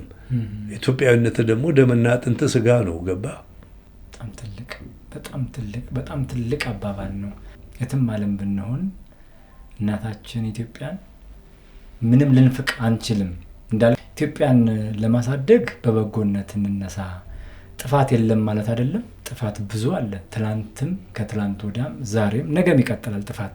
ግን ከጥፋት ውስጥ ደግሞ በጎውን ለይተን የምንችለውን ያህል ከራስ ያለፈ ለሌሎች ለሀገር አንድ ነገር ማድረግ ብንችል ከሀሳብ ጀምሮ መልካም ነውና ያልከው ውስጥህ እየተናነቀህ እንባ እያነቀህ ብዙ ቁጭት እንዳለብህ አውቃለሁ ለሀገርህ። ምክንያቱም በእናንተ ዘመን በጎ ኢትዮጵያ አለች። ዘመን መውቀስ አይቻልም። አሁንም ደግሞ የተሻለ ነገር ማድረግ ይቻላል። እንተባበር፣ እንተጋገዝ። እጅ ከመጠቋቋም ይልቅ የራሳችንን አስተዋጽኦ ለሀገራችን እንስጥ ነው እና ያልከው ይሄ በጎ ሀሳብ ነው። እግዚአብሔር አምላክ አሁንም በእድሜ በጤና ይጠብቅህ። አዲስ ምዕራፍ ፖድካስት ላይ መጥተህ ግን ይህን የመሰለ ወርቅ ሀሳብ ድንቅ ጊዜ ስለሰጠህን ከልብ በመነጨ በሁሉ እዚህ አዲስ ምዕራፍ ክሩ ስም በእነዚህ ወጣቶች ባለሙያዎች ስም በስቱዲዮአችን ስም በአዲስ ምዕራፍ ተመልካቾች ስም እጅግ አመሰግናለሁ። እኔም ለተደረገልኝ ነገር በተለይ ብዙ ላላጁኝ ሰዎች በዚህ ጊዜ መጥቼ ለእናንተ ሰላምታን በማቅረቤና እኔም በዚህ ሚዲያ ላይ ቀርቤ በመገናኘቴ በጣም ደስ ብሎኛል። በተለይ ድሬዳዋ በነበርኩኝ ጊዜ እህታችን ገኒ፣ ልጆቿ ጋቢ፣ ኤድዊና፣ ኤልጋ ኬክ ቤት በጣም ነው የማመሰግናቸው። ሚታብሬ ጆኒ ዮሐንስ ብርሃኑ ጆኒ ቢ የድሮ እግር ኳስ ተጫዋች አሁን ደግሞ ድምፃዊ እሱን ያገናኘን እሱን ከልቤ አመሰግነዋለሁ። በርካታ ሰዎችን አገናኝቶኛል። ለዚህ ፖድካስት ትልቅ አስተዋጽኦ አለ። ከጀርባ ሆኖ እከሌ ያለ ታሪክ አለው አናግረው የሚለኝ እሱ ነውና በአንተ በጓደኛው ፊት ማመስገን እፈልጋለሁ። ይገርማል። ዮሐንስ ጆኒ ከኳስ ተጫዋችነቱ ባሻገር የሙዚቃም ሰው ነው እና ብዙ ነገሮች ውስጥ ይታወቃል። ቀልዱ፣ ጨዋታው፣ ሳቁ፣ ለሰው የሚሰጠው ጊዜ ሁሉ አክብሮቱ ደስ ይላል እና እኔ የአሜሪካን ሀገር ከሄድኩ በኋላ ነው በግንባር ያወቅኩትኝ እና ብዙ ጊዜ ከሰዎች ጋር ያለው ነገር እሱ ካለ ጨዋታ አለ፣ ሳቅ አለ እና ያ ደግሞ እኔ የምወደው አይነት መንፈስ ስለሆነ በጣም ነው ደስ የሚለኝ። እዚህ መጥቼ እንደዚህ አይነት ቃለ መጠይቅ እንዳደርግ ትብብሩን ያደረገው ጆኒ ነው። እኔ መሄጃ ጊዜ ላይ ሆነ እሱ የመጣበት ጊዜ እንጂ አብሬ እዚህ ብዙ ብቆይና ባሳልፍ ደስ ይለኝ ነበር እና አንዳንድ ጊዜ ሪስፔክት ለምሰጣቸው ሰዎችም እንደ ጓደኝነት ብቻ ሳይሆን እንደ ሀገር ወዳድነታቸው እንደ በጎ ስራቸው ሪስፔክት አድርጋለሁ። ጆኒ መልካሙን ሁሉ ነው የምመኝልህ።